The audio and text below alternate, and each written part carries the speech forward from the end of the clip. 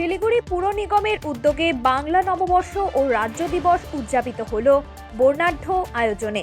নাচ গান ও শোভাযাত্রার মধ্য দিয়ে দিনটি পালন করা হয়। হাজার কণ্ঠে সমবেত সঙ্গীতের মাধ্যমে অনুষ্ঠানের সূচনা হয়। এতে অংশ নিয়ে সকলের সঙ্গে গলা মেলান মেয়র গৌতম দেব। এরপর রবীন্দ্রনাথ ঠাকুরের মূর্তিতে পুষ্পার্ঘ্য অর্পণ এবং শান্তির প্রতীক হিসেবে সাদা পায়রা উড়িয়ে দেওয়া হয়। বাঘাযতীন পার্ক থেকে শুরু হওয়া শোভাযাত্রা শহরের বিভিন্ন রাস্তা পরিক্রমা করে সূর্য সেন পার্কে গিয়ে শেষ হয়।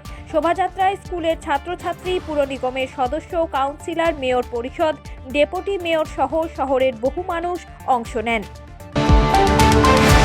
বছরের প্রথম দিন ধনধান্যে পুষ্পে ভরা এসো বৈশাখ গলা মেলানে প্রত্যেকবারই করি, এবার নতুন কিছু নয়। আমাদের একটা গান, দুটো গান ফিক্স থাকে।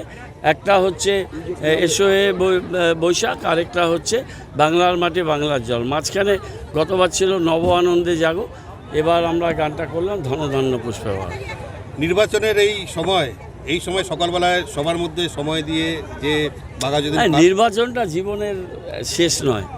আমার জীবনটা বর্ণময়, আমার জীবনটা রাস্তার প্রান্তরে, প্রত্যন্ত এলাকার, গ্রামের গরিব বস্তির ছোট মেয়ে অসুস্থ, তাকে চিকিৎসা করার জন্য পাঠানো, এটা আমার প্রায়োরিটি। আমি ইলেকশনের মধ্যেও এই কাজটা করছি, খোঁজ নিয়ে দেখুন।